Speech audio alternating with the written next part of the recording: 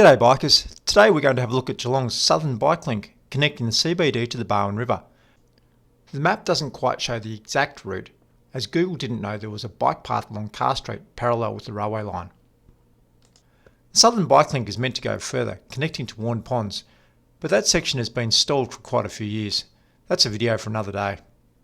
Before we continue, don't forget to click on the subscribe button to see more videos about bike infrastructure. The Southern Link is a great leap forward for bike infrastructure, and anecdotally it seems more people are riding into the CBD, especially in the morning and the afternoon peaks. The route was originally planned to be a lot better than it currently is, with a lane down each side of Moorabool Street.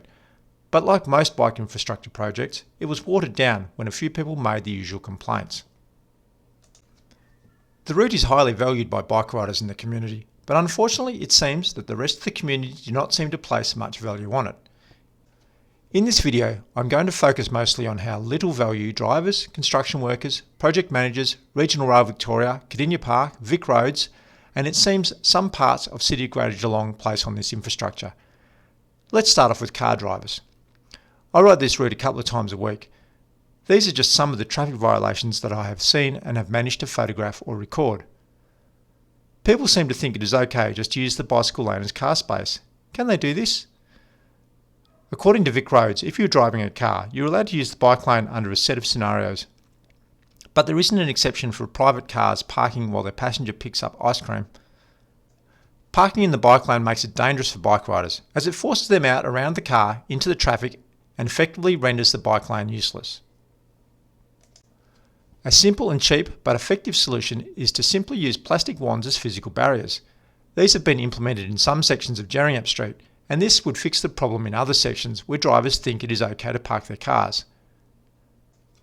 Now let's have a look at the missing link on Jerringup Street.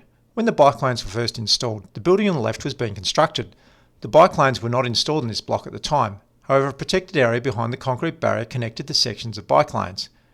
The construction of the building was completed in September 23, and on October 30th, 2023, I wrote to the council about this section. I received a phone call explaining that the curb had to be realigned. The surveyors had been in and construction would start within 2 months. We're now 2.5 months later and still no bike lane. I'm not sure why the lane wasn't put in when the construction was finishing. Next, let's have a look at the Regional Rail construction project. In August 2023, I came across this bicycle lane closed sign. No detour, no arrows, just closed. From here, it seems bike riders were expected to just ride the wrong way down Carr Street to go around this construction. Drivers rat run from Moorabool Street down Carr Street to avoid the lights. Going around this fence put bike riders in direct conflict with drivers coming around the corner at high speed in opposite directions. Again, I wrote to the City of Greater Geelong about how Regional Rail Victoria seemed to have total disregard for anyone wanting to use the bike lane. I also attended an information session run by Regional Rail's PR company.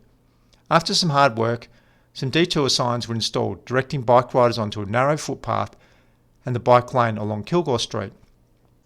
Interestingly, just after the detour sign was installed, I found Regional Rail construction vehicles stopped in the Kilgore Street bike lane in the designated detour. The signs became less organised over time, and it was quite unclear which way bike riders were meant to go, or if they could legally ride on the footpath on the north side of Carr Street in lieu of the bike path. The retaining wall was finished in December 23, and the path was finally reopened. Next, we should have a look at the construction of the new stand on the northern side of Cardinia Park, which has taken more than a year to build.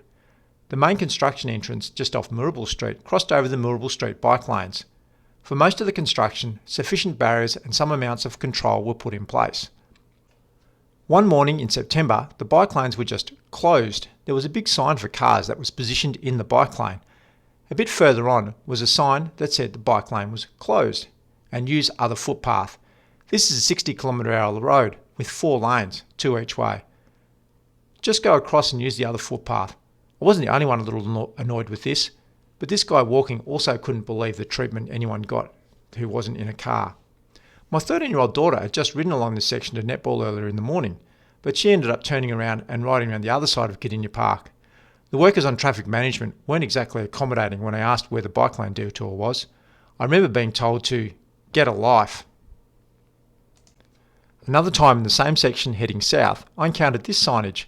I'm still not sure where the detour for bike riders and pedestrians was. It seems I'm meant to cross 4 lanes of traffic over to that fence. Well, that works well. I saw this guy coming out, so I sneaked through the gap. It seemed no different to the way it was the day before, just had 2 signs blocking the path. Then there was another instance of a sign being placed in the bike lane. Construction at Kardinia Park started drawing to a close in December 2023. Christmas Eve, the barriers were removed and no separation remained between the 60 km/h street and the bi-directional bike lane. It was kind of okay heading north, but heading south, the bike lane now had you riding contraflow without even a line of paint for protection. It felt like riding the wrong way down a road. I wasn't even sure I wanted to go down there. I emailed Kardinia Park and City of Greater Geelong on the 24th of December, but as it's 7th of January, there was still no barrier along there. A little more oversight from City of Greater Geelong on what the construction company was up to along here would certainly have helped. Placement of road signs has always been an issue. Signs that are intended for driver information are often placed in the bike lanes. This is just one example on a narrow section just to the south of the Barwon River crossing. I emailed this through to City of Greater Geelong, but it was still there more than a week later. I could still get around the sign and continue, but it would have completely blocked the path for someone in a wheelchair, a bike trailer or a cargo bike. A bit more thought in sign placement wouldn't have gone astray in either of these 2 examples either. Next, let's have a look at the parking barriers that are meant to keep cars out of the bike lane on Jerringap Street. I counted 4 that had been dislodged in one block.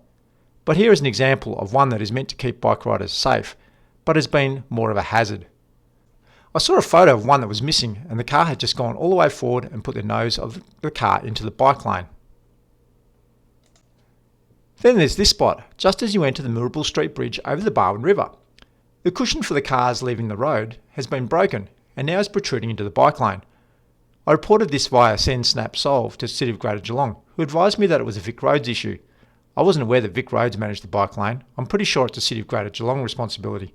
Anyway, I reported it to Vic Roads, and 6 weeks later, it's still protruding into the bike lane. I had a look again the other day, and it is still hanging into the bike lane. I'm sure if it had been a hazard on the road, it wouldn't have taken this long to rectify it. Then we have the hazard of crossing Little Fine Street heading south. Drivers don't look left when crossing the bike lane. I made a whole video about this a couple of months ago. Look for the Mirrabul Street bike lane video. City of Greater Geelong have made a few improvements, new signs and red paint at this intersection. I'll make another video to see if it has improved anything when the traffic gets back to normal after the Christmas break. Let's look at the sections where the bike lane moves off the road and becomes shared paths. Some of these look a little unfinished. This crossing at Fine Street still requires bike riders to press the button, even if the light is green for cars.